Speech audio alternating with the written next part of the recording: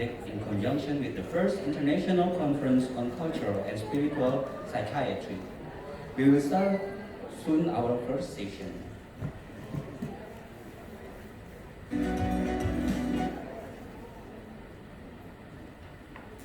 Dear fellow participants, please be seated at the front seat or seats that aren't occupied yet.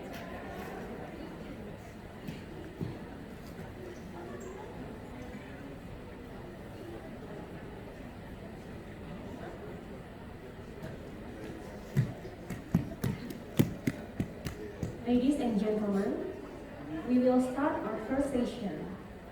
In this session, we will learn about global mental health that will be given by Prof.Lawrence and DR.cokorda Bagus Jaya Lesmana, psychiatrist consultant Mars. And the session will also be led by DR.cokorda Bagus Jaya Lesmana, psychiatrist consultant Mars, as moderator. First, let me read the curriculum vitae of our moderator. DR.cokorda Bagus Jaya Lesmana, psychiatrist consultant Mars, finished his doctoral in Wijaya Kusuma University in Surabaya at 2002, and he finished his psychiatrist degree in Udayana University, Bali at 2005. For now, Dr. Cho is head of the Cultural Psychiatrist Division in the Psychiatric Department in Udayana University in Bali, Indonesia. Okay, to start the first session, please welcome DR.cokorda Bagus Jaya Lesmana, psychiatrist consultant Mars.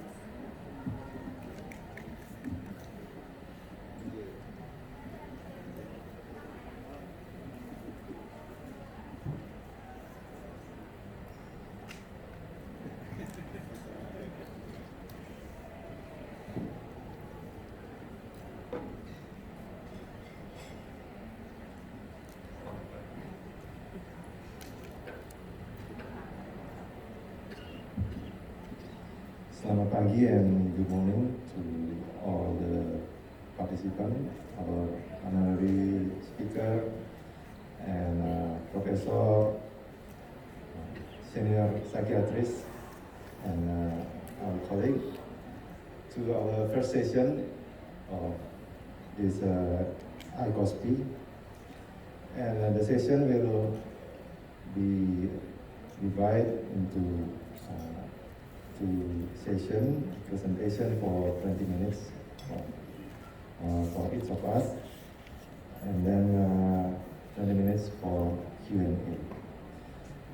It's an honor to be moderate this session because we have a very important, one of the leading scholar in social and transcultural psychiatry, Professor Lawrence, and also leading scholar in global mental health.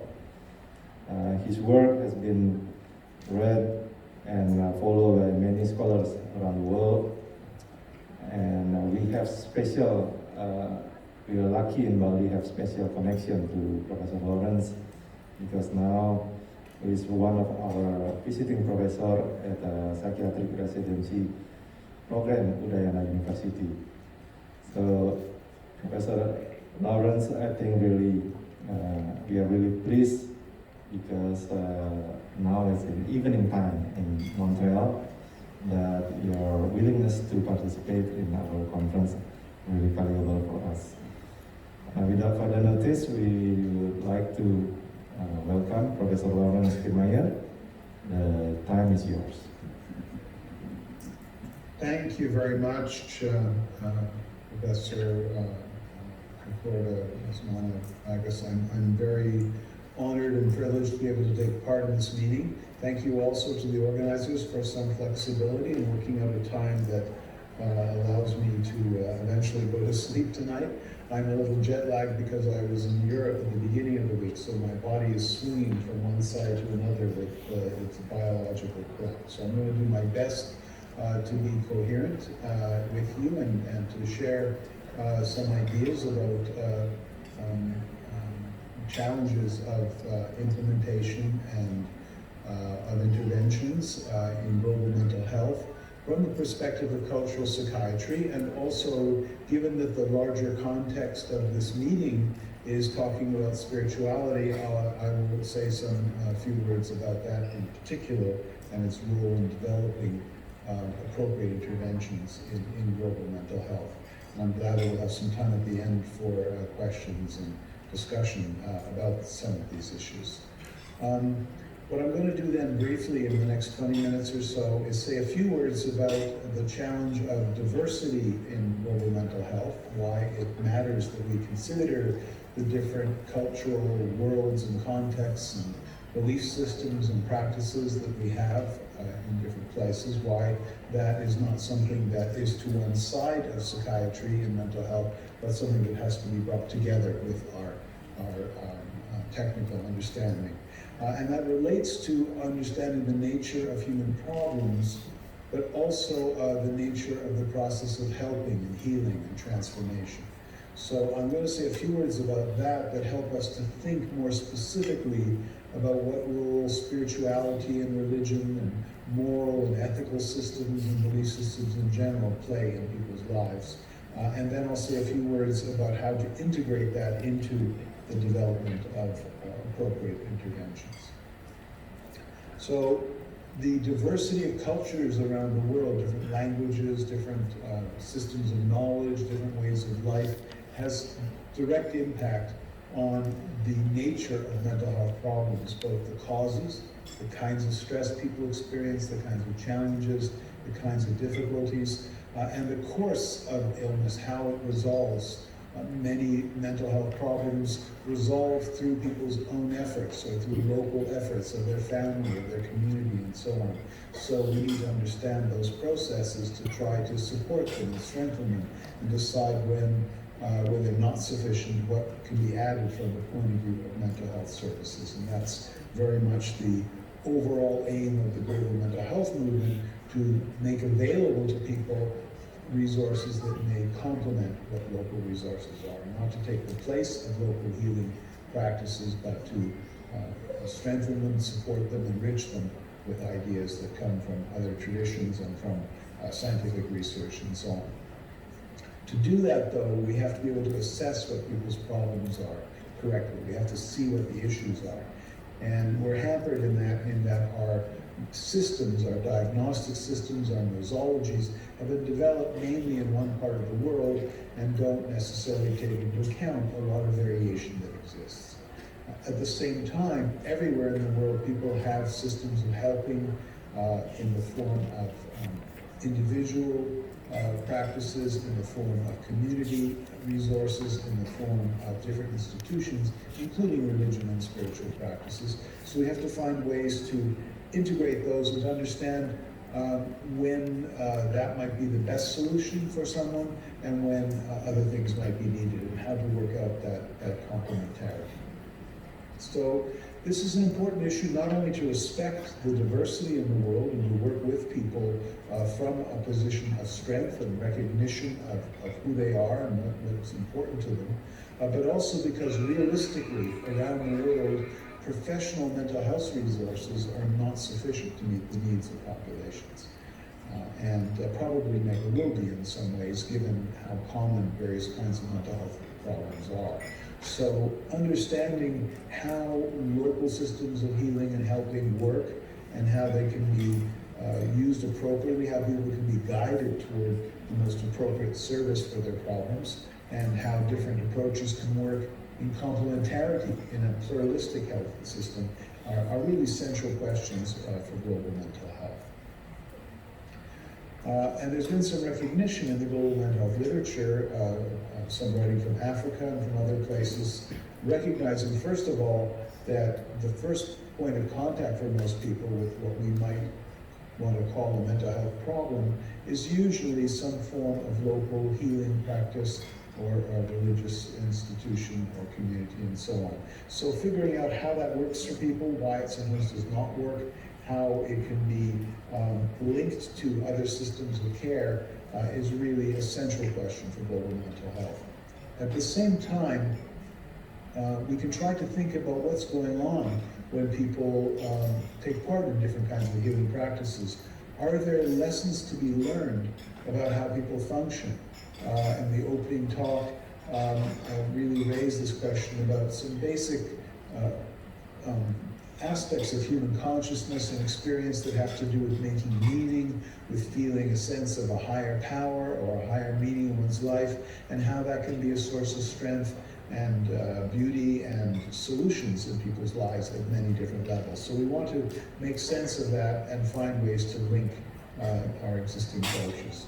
To do that, I think it's helpful to think about the different levels at which problems can occur and at which healing can occur. So here's a simple way of thinking about this in terms of 5 different domains. This is not a complete list. This is just a way to remind us that there are processes that go on at the level of the body, of the physiology of the body, that are related to our own capacity to maintain balance and harmony, homeostasis, to adjust our balance when we're faced with a new challenge through allostasis, and to heal wounds, to heal whether those are physical wounds or psychological wounds. So we have also these psychological processes of coping with stress, with emotional difficulty, with conflict between people, with struggles within ourselves, between conflicting needs and goals, and so on. So we can try to understand those psychological processes.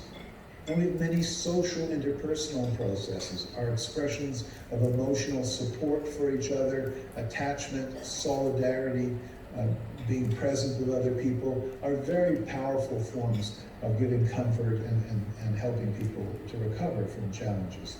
And we have environmental resources. We have ways that people can use the world around them to engage with the larger world, to engage with nature, with the environment, with substances and materials in the environment, to create a feeling of well-being and to address the conflicts and needs that give rise to mental health problems. And finally, we have this larger domain of meaning, of connection to values and to a sense of a higher order or pattern that we call religion and spirituality, which is related to all kinds of different cultural practices.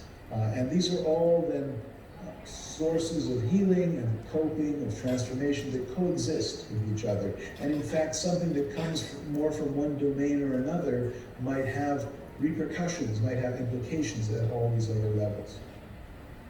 So having this kind of a framework of thinking about what some of the basic processes are in healing and coping is a very useful way for us to begin to organize our thoughts about what kinds of interventions do we want to offer that might complement, that might add to what's already available, and how do things fit together? When is one form of healing or helping more useful or more appropriate for a person, either for the kind of problem they have, or for the state that they're in, or for what's missing, really, from their life and from their resources.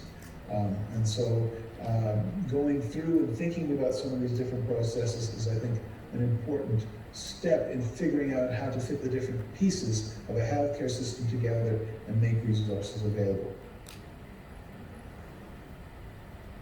In psychiatry, there's been some emphasis on trying to understand some of the processes that underlie serious mental health problems in biological terms.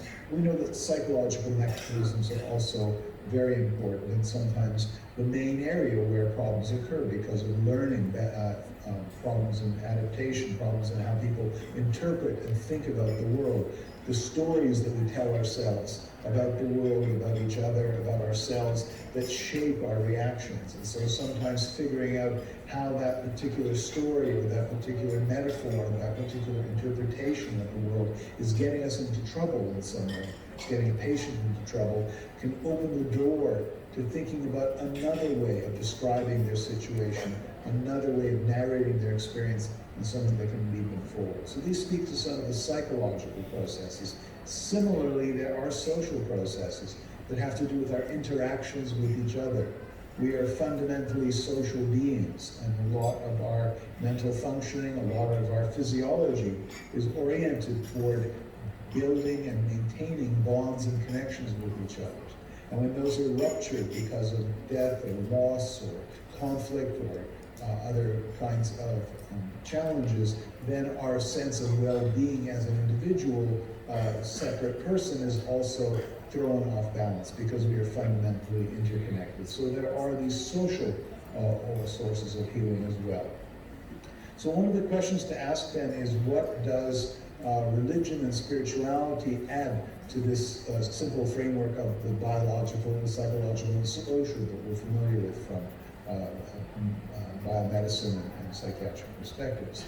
And psychiatry has, for a long time, in the last century, had a fairly negative view of religion and spirituality. This came partly from, in the case of psychodynamic psychiatry, Freud's attitudes toward his own religious background, his ambivalence about his own background, but also from the way in which mental health practices have taken over some of the space that was occupied by religion and spirituality in many Western societies. However, recent research and changes in societal attitudes in the global north have led to a more positive attitude toward religion and spirituality among many people. A recognition that there's a lot of evidence that participation in religious community, in congregation, in various kinds of spiritual practices, in meditation and other practices can have a positive effect on mental health. And understanding that opens the door to taking advantage of it, being able to make use of it and support and honor the sources of strength and coping that come from those traditions. The language of spirituality has become very popular globally, and especially, I would say again, in North America, because it is distinct from religious institutions. There's a notion that everybody can have their own form or their own entree, their own entryway into some kind of spirituality. And nowadays there's a lot of flow and sharing and exploring of other traditions so that people are able to learn from different traditions and make them a part of their life. At the same time, there's a recognition that there are situations where institutionalized religion or spiritual practices actually cause problems for people, lead them to states of mind that are difficult for them to work with, or put them in conflicts between different sets of values. And so it's important for mental health practitioners to have some sense of that and to know how to help people, not as themselves a spiritual guide, but to know when someone needs that kind of help to sort out what the nature of the conflicts are. So the challenge with spirituality is that there are different traditions and different approaches that people take, and we may not know. If you work in a situation where you meet people from different backgrounds, you may not fully know their background and how it works for them, what is appropriate, what is not appropriate, and so on. So we need to be able to explore that, and we need to recognize also that in systems of spirituality, indeed in many cultural systems of knowledge, there are different ontologies. That is to say, there's a different picture of the world and what there is in the world, and we have to make sense of that. So here's a simple table that just compares very roughly some different kinds of ontology that are common in the world, and that you may recognize aspects of that in your own background or the background of your patients. The dominant approach within Western or Euro-American psychology and psychiatry is what we could call egocentric or individualistic. It thinks of people as being individuals with their own internal dynamics, biological and psychological, and that is what they need to work on in psychotherapy or in other transformative practices to get their own sense of self in order. In a sense, these traditions, this approach, stem from religious and spiritual traditions that are monological, in the sense that there is supposed to be one center of activity within a person's psyche that is their self-direction, and that's what needs to be optimized. That's what needs to be supported in the form of self-esteem and self-efficacy.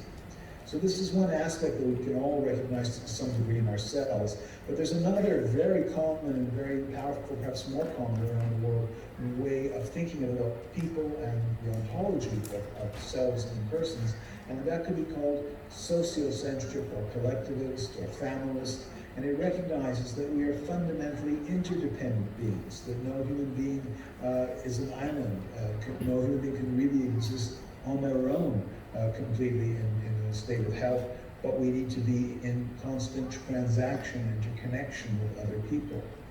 And that approach, that view of the person then leads toward other kinds of practices, other forms of healing, other forms of restoring balance.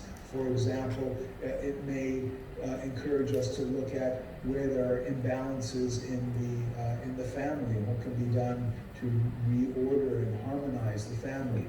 Or there may be imbalances in the way a person is participating in community, and those relationships need to be made right through various acts, ritual acts, or negotiations, or conversations with people that restore a sense of harmony to the relationship.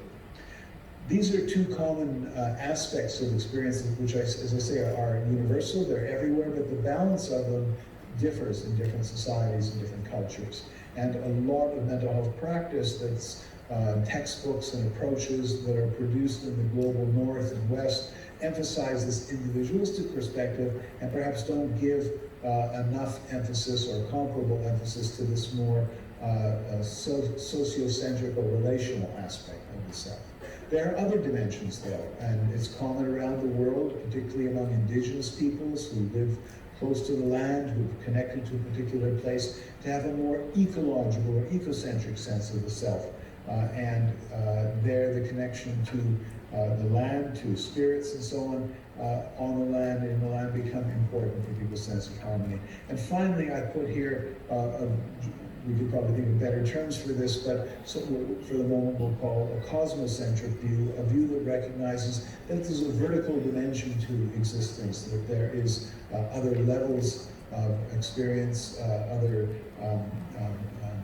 kinds of beings or entities or agencies in the world that we can think of as gods or spirits or ancestors, depending upon your tradition, and that those harmony with those relationships is also extremely important. So this is just to say that there are a lot of different ways of thinking about the self, the person, and corresponding notions of ontology, of what the world is made up of, and of practices, spiritual or religious practices, aimed at restoring balance and harmony. So we can draw from that then a set of ideas about how to develop interventions that can be useful for people.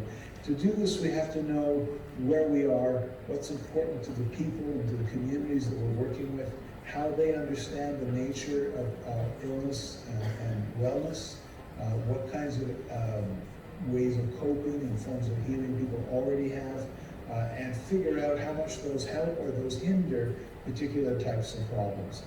There's situations where the religious and spiritual practice really has a very adequate solution and approach to the problems people are going through. And there's situations where it's not enough and where there may be other things that can be brought to play, whether that's medicine or family interventions or community interventions or psychotherapies and so on and so forth.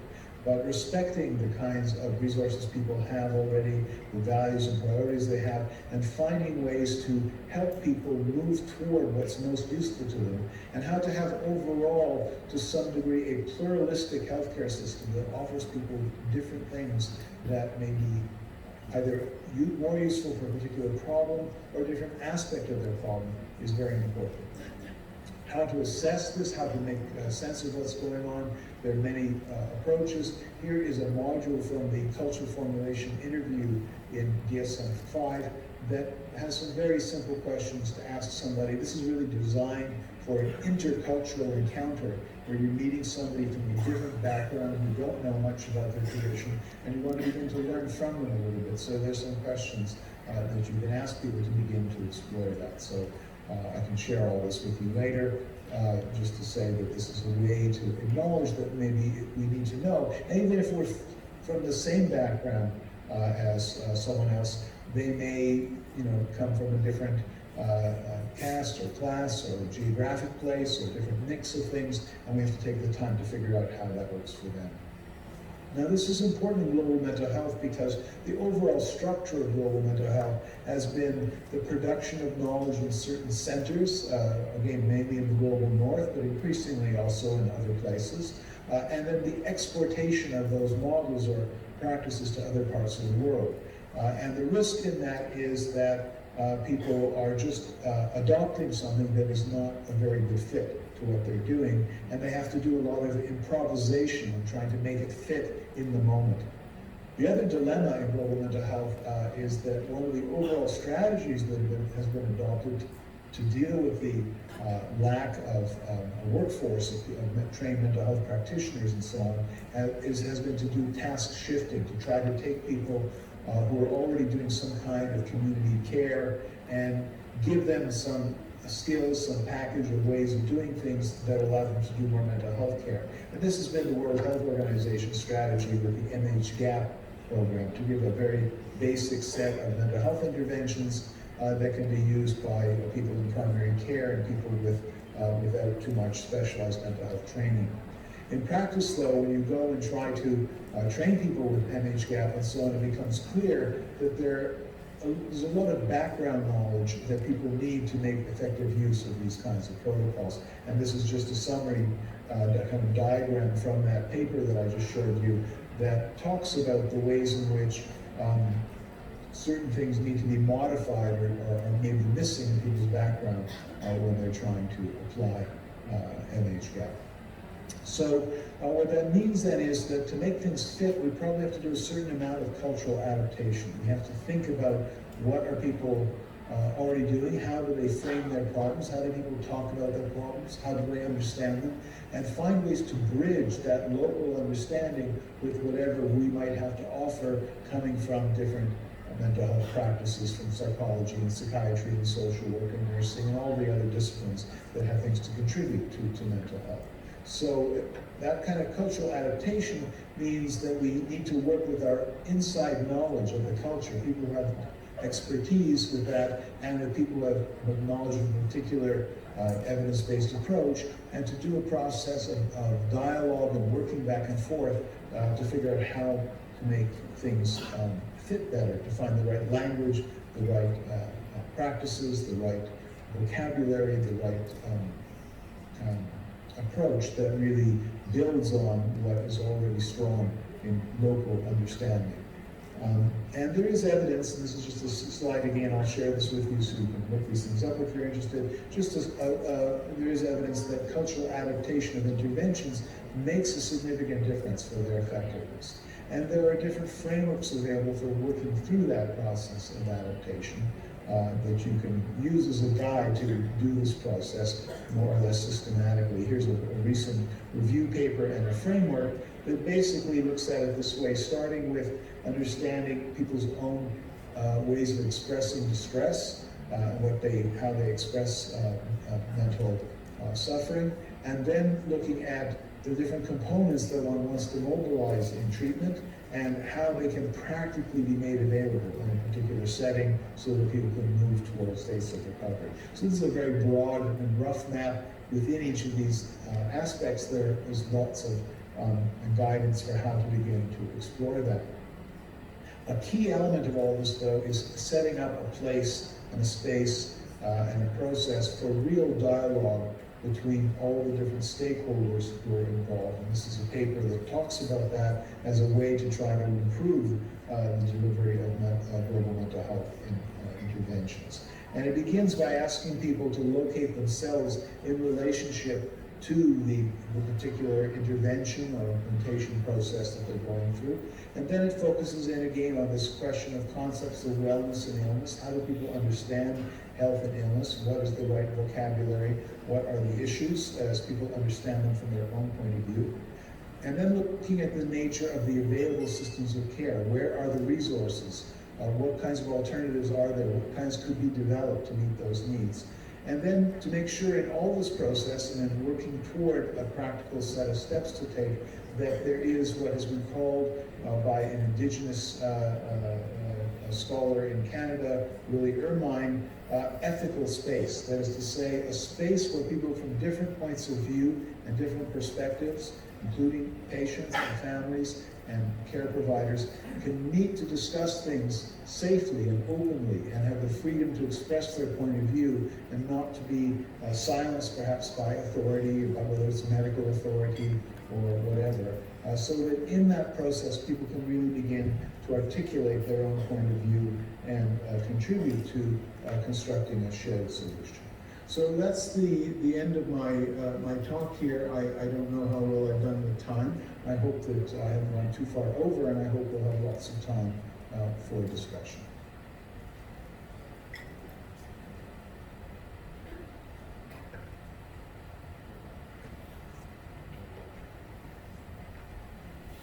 Well, thank you very much, Professor Lawrence for your wonderful presentation, and remind us. I'm happy to take any questions now or after. I think we have a second to talk, and then we'll have questions at the end.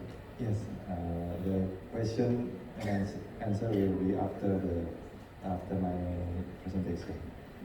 But thank you very much for reminding us about how social, ecological, and cultural aspect we need to take when trying to deliver our services on mental health. I will try to present my presentation.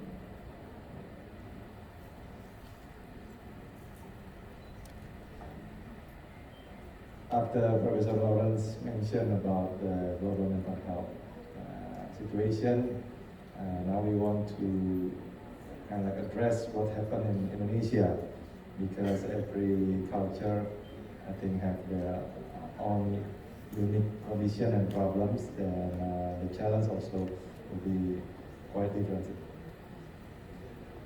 I will start with the Nobel Prize winner from Hungary mentioned that human mind was not designed by evolutionary forces for finding the truth, but it was designed for finding advantage.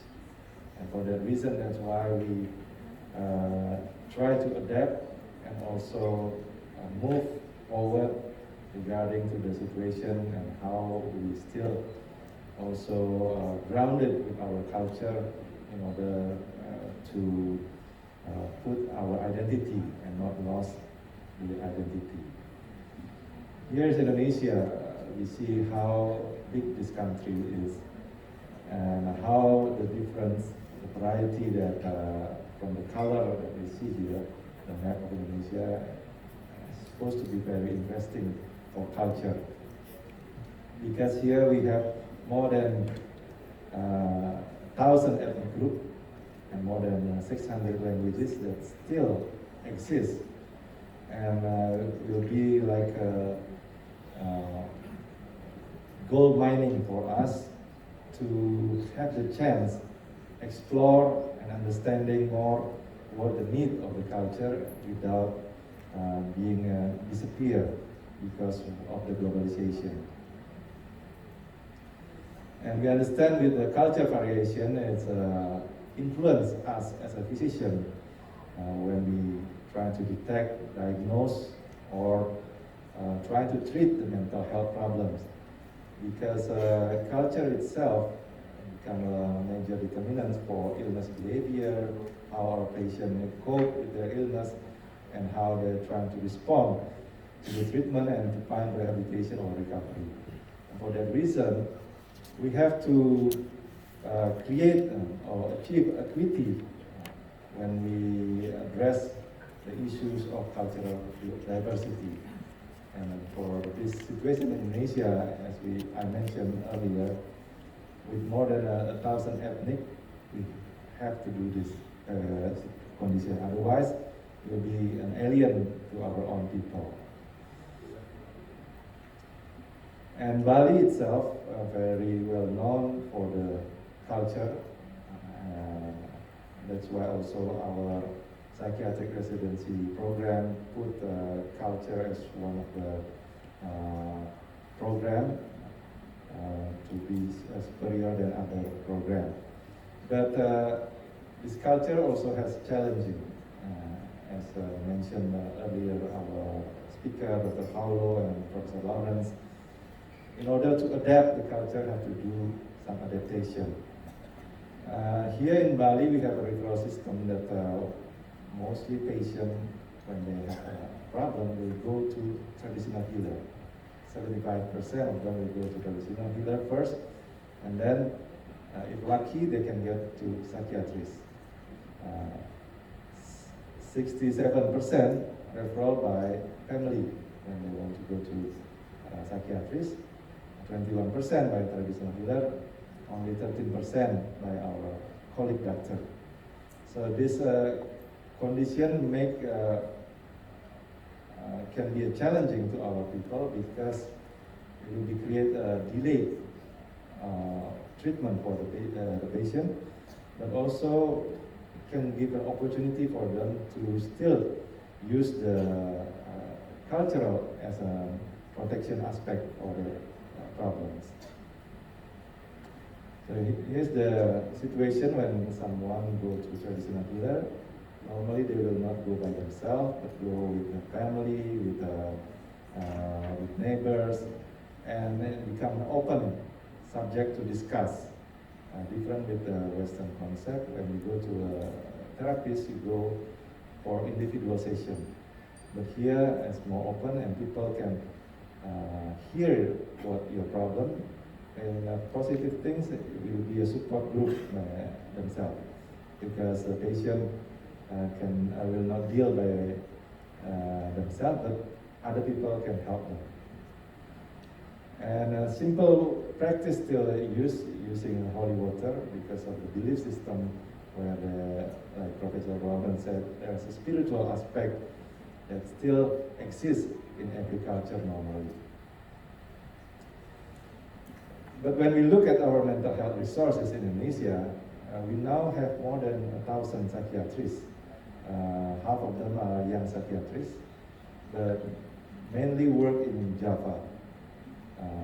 With less clinical psychologists, but we also have more than 6,000 psychiatric nurses, more than 500,000 traditional healers. So here we see how much the difference between the modern psychiatrists with the traditional healers.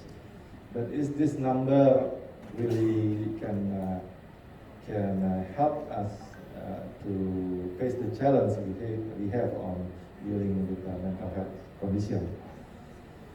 If we see or compare to our neighbor country, Indonesia is here, the situation. With more than 200 million population, our GDP that we spend for health, only 3.4%. Similar to Thailand, it has only 1/4 of our population. So we can imagine only 3.4% for health, but for mental health, only 0.01%.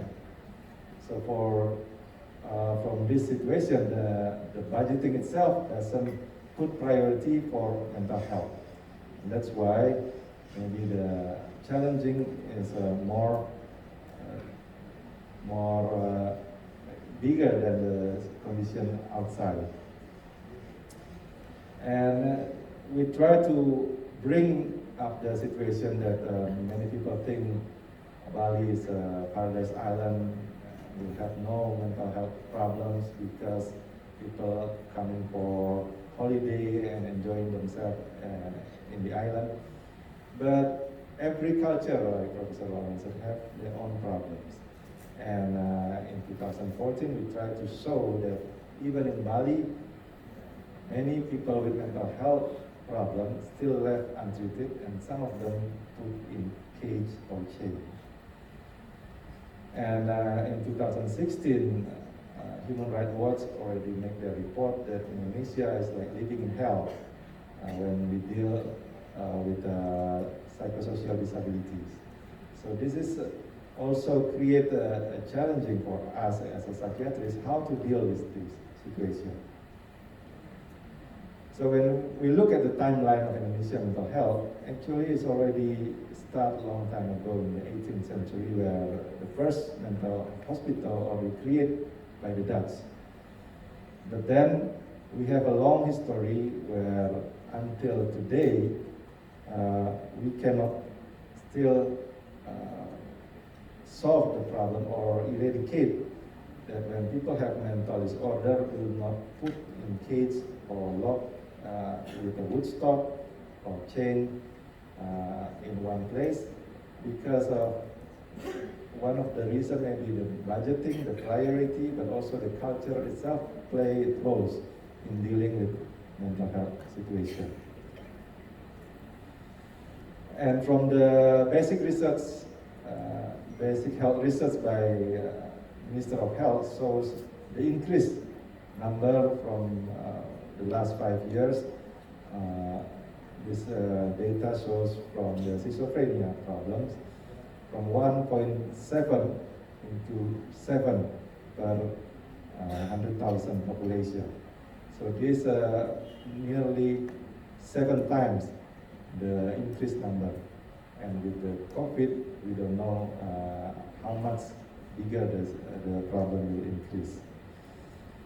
And from the depression data even getting more devastating, because from 6.1 per 100,000 population that have a depression, only 9% that can have access to treatment, while the rest of them still have no access for treatment. And from the Indonesian Psychiatric Association self-check psychological problem, even shows that the increased number, that there are psychological problem nearly 75%, and with depression 72%, but psychological trauma 84%. So you can imagine when we don't address this problem in our treatment, of course will create more and more problem because of the trauma that's still there. And also suicidal already increased 85%. We try to look at the perception of the Balinese psychiatrists when we have the Indonesian Mental Health Act, and they mentioned there an increased awareness after regulation change. Although there's still lack of clarity of the implementation of the Act, but they mentioned that we should engage with community when we trying to deal with mental health problem. And mental health is supposed to be continue highly politicized, and its low priority on the political agenda was widely used explanation of the lack of resources. So some of the problem is relate also to the political agenda. So the current challenges that we face now is mental health is still not considered a priority. There's a lack of resources and facility of mental health, training and consultation only in some provinces. Health program highly concentrated in Java Island. Outpatients are not normatively follow up, and stigma is still high. Patients prefer to go traditional healer or alternative, and drugs for mental health still generic, but also rarely used. So our recommendation, how to make it a priority, not only policy, but also budgeting on mental health. And then community mental health, if possible with home-based treatment, including the cultural aspect, and also integrated system of mental health, promotion and preventive work on mental health, and empowering patients, families, and communities.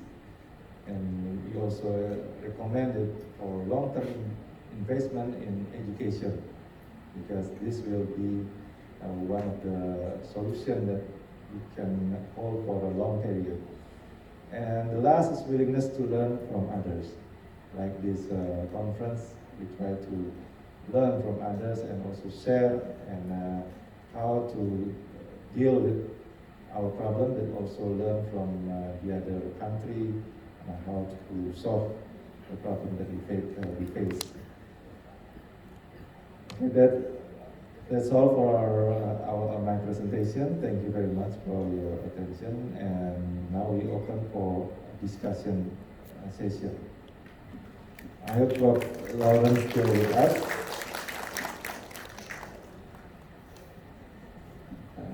We will give chance to the audience in this room first to give the question.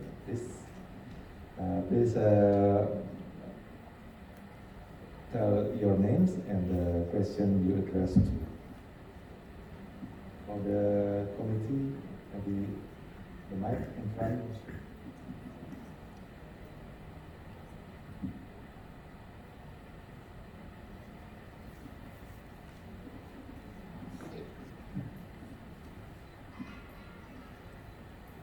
Thank you very much. I am Dr. John from West Sumatra. I would like to ask the question for Mr. Prof. Lawrence. Prof. Lawrence, according to Dr. Cokorda, said that Indonesia has the diversity for 3 tribes and 13 tribes, sub-tribes that included in the whole of the entirety of Indonesia. For example, I always read your book, for example, just like cultural consultation, that encountering the other in mental health, your book, Mr. Prof. Lawrence.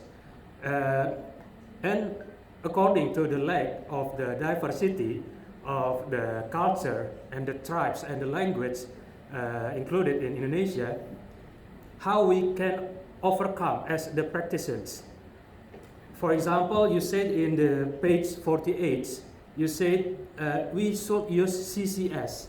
CCS are just like using the triangle, interpreter, the psychiatrist, and other culture broker that could use to intervention the cultural intervention for the family and the other.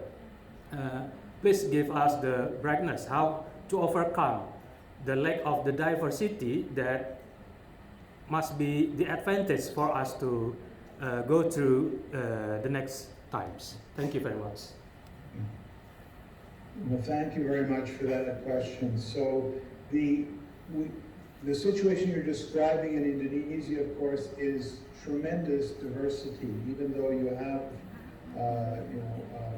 Indonesia to have a language that you can use across different cultures, in fact, many people are mainly comfortable in their own original language, in their mother tongue, as it were, and you have many different ethnic groups, many different traditions. So we have a lot of diversity in Canada too, not on that scale, but that is the challenge that we faced at our hospital, for example, where 65% of the people living in the neighborhood around our hospital were born outside Canada and come from other countries.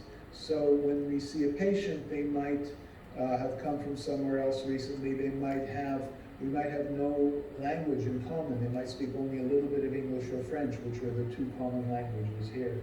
So the first step in that for us is to have interpreters available, because if we can't communicate at all with people, then we're really doing very poor healthcare. We really have to guess what the problem is, and we may make mistakes, and we can't help the person to understand what we're offering and to trust us and to tell us what's going on. So that's pretty basic, and I think developing interpreters, not just using a family member, which we sometimes have to do in an emergency when there's nobody else around, but developing colleagues, people around who are trained interpreters, understand the kinds of questions that we need to ask in mental health, to be able to do a mental status exam, to be able to know what's really troubling people, and who can work as part of the team.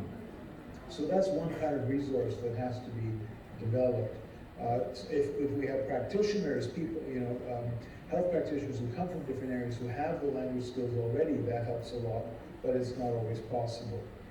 The cultural broker part goes beyond linguistic interpretation, because it's not just about understanding each other, but it's understanding the kind of community we live in, the kind of way that we see the world, what we were talking about earlier in terms of different worldviews and ontologies. So that is takes a bit more skill and a bit more, or different kind of skill, I guess, and an ability to think about and talk about what things mean, what words mean, and what problems mean in a particular situation. In our setting, because we have migration, sometimes those cultural brokers are people who came from somewhere else in the same place as the patient. Sometimes there were health professionals there, and they can't get the accreditation, or it takes a long time to do that here, so that they are able to still help their community do interesting and very important work while they're in that in-between place. But developing that kind of skill of cultural brokerage, which again, some of us can do if each person has their own background and they have certain special knowledge. They come from one region of Indonesia or another and they have certain knowledge they can use, so they can help to do that. The goal is to share that with colleagues so that we all improve our skills and we all have a way of exploring what's going on with the patient. And we have some very simple tools to help us in that process. We have an outline for cultural formulation that was developed in DSM-4 and DSM-5, and it's readily available. We have a cultural formulation interview, which is just a simple way to begin to ask questions about what the person thinks the problem is, what their family thinks the problem is, what kind of help they think would be helpful. These are very important information to have to be able to communicate with people and to negotiate an approach that makes sense to them and that they're going to be able to use. So that is an approach that says we have certain knowledge that we've acquired from studying psychiatry and psychology and social work and other disciplines, but we have to be engaged in a process of communication and translation of that to make it fit the situation. And that is a two-way process. It's not just us telling other people, telling our patients what we think they need. It's listening to them and figuring out with them what is the particular situation that they're going through. The more that you do that with people from a certain background, the more familiar you get, the more you already know a little bit what questions to ask. But you can never assume. If you just know, oh, you have a label, you're from such and such group, it doesn't necessarily mean they might have been from that group but grown up in Jakarta. Their situation is very different than if they grew up on a remote island where they're not having the same kind of environment. So we always have to do a certain amount of keeping an open mind and asking the right questions to begin to get the story, and use that then to figure out, so where does our specialized knowledge fit in this picture? And I think if we take the time to do that, it takes time for sure. It takes more time than just asking a few questions and writing a prescription or something. But if we take the time, then the chances are we'll be able to be much more accurate and much more complete in what we do, and hopefully have much better outcomes. We'll also have a much higher level of trust with the people we're working with. So if our first approach doesn't work, we can figure out what's the next step with people and have that collaborative relationship. So I think that's, to me, the beginnings of a very person-centered approach that really takes the individual person in front of us and their family and their community, takes it seriously and tries to figure out what's going on. And I think that's a great way for us to train ourselves, and then as much as possible, the best way to deliver services. But of course, we always have to make compromises because of time and resources and so on. But still, knowing what a more complete approach would look like, and then doing what's practical, I think is better than just starting with a very minimal approach and not having this bigger picture approach to how we understand problems. So I hope that addressed your question. The book that you're referring to is readily available. If anybody needs to get hold of it, let me know. And there are discussions, there's a chapter in that book specifically on cultural brokers and trying to give examples of how to use this approach to complement the regular mental health care system. Okay, thank you very much, Prof.Lawrence, for your answer. I think that you can understand the answer clearly. Okay, and we have some questions at the Q&A from our online participant. First one from Dr. Marbun. How do you think psychiatrists work together with a local healer in treating a patient with mental disorder? And then the second one from Dr. Rambu for Professor Kirmayer. What is the view of cultural and spiritual psychiatry on the use and approach for the millennial or Gen C generation, how we use it to approach this millennial and the Gen Z generation. Please, Professor Lawrence. So, great. So, first of all, in terms of working with local healers, I think we've already made the point, both Dr. Cokorda and myself, that most people, as you know well, most people in Indonesia, most people everywhere in the world, when they go for help, they go to a local form of help or to something that's not too far away and that already makes sense within their tradition. So often that is an indigenous healer of some kind, a religious healer, spiritual healer, some other kind of practitioner. And for many everyday problems, maybe that's enough because there's maybe that people will get over it anyway, or maybe there's self-healing processes, or maybe they get some explanation and some reassurance and some encouragement and some other kinds of guidance, and that's enough to resolve common everyday problems.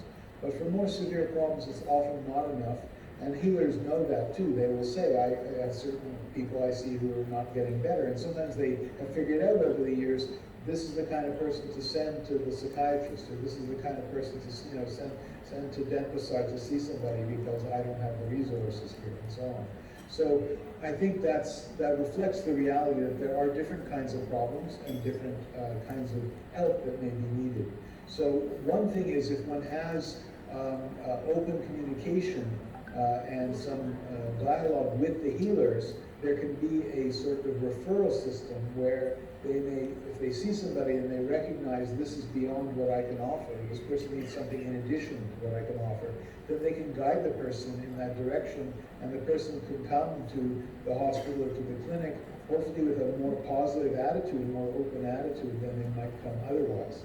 Same thing for primary care, that kind of referral. It's also the case, though, as you know, that not all healers are,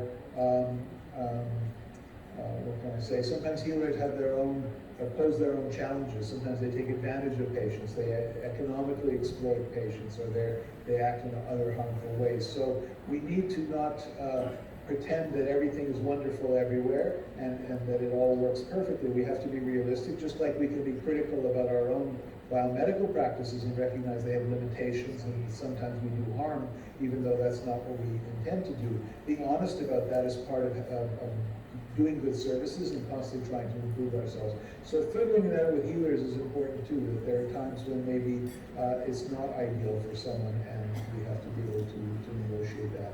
What I would say is that medicine, in terms of mental disorders, is not very good at giving people the meaning for their problem. It gives a very mechanistic explanation that is sometimes not very satisfying to people. You know, when we get sick, we all have the question, why me? Why am I getting sick now? And what does this mean in my life? These are big moral and existential and spiritual questions that people ask. And often medicine gives a very simple, oh, it just happened, it's random, it's just some other factor. That's not always very satisfying for people. People want some explanation that makes sense, and that gives them something they can do to prevent it or to make it better. So that's where I think sometimes traditional healing systems have more of an explanation in terms of a moral system or in terms of some other spiritual system, and that can be satisfying to people. But it can also be painful to people. If someone's blamed for their own problem because they didn't follow certain practices and so on, that may help them, it may harm them. So again, I think we have to stand back and look and try to be fair and balanced in how we look at things and support and encourage the things that seem to make sense and seem to be helping people. So that's a very general discussion. I guess what I'm trying to get across is the idea that we have a system already in which people are using many sources of help. They is pluralistic. We need maybe to continue a certain amount of variety and diversity to meet different needs that people have, but we should not be totally uncritical or think that everything is going to work well for people and try to keep working on improving it. Very briefly for the second question, I won't comment specifically on millennials or Gen Z too much specifically. What I would say is that the world is changing.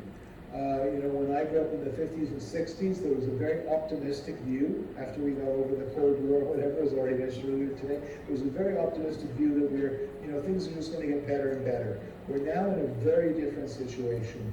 Economically, Very different situation in terms of global warming and humanly caused climate change. Very different situation in terms of the levels of conflict around the world right now. So you can imagine that for younger people, this is potentially quite discouraging. That the thing that kept many of us going in the past, there's no limit, we can do anything, things will just keep getting better, now looks to be, at least for the moment anyway, a little bit unrealistic. And the idea of continuous growth and continuous accumulation and so on as the source of happiness is probably a big mistake.